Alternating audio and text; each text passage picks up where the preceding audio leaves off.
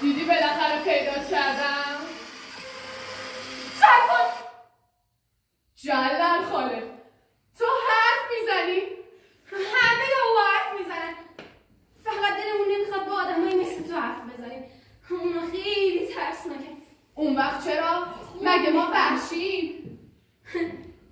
حداقل حیوانای وحشی ما رو تو جنگل اینطوری با تفنگ نمیکشن.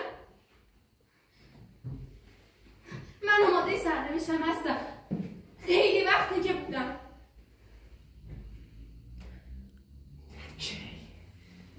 برو. چی؟ دیگه برو تا سر نرسیدم. برم؟ تو نمیخوای منو بکشی؟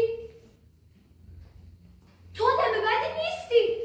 حالا بهت رحم کردم، وگرنه از قدیمان رسم بوده وقتی شکارچی شکارشو میبینه شکارش کنه. تو مثل آدمای دیگه منو نمیکشی.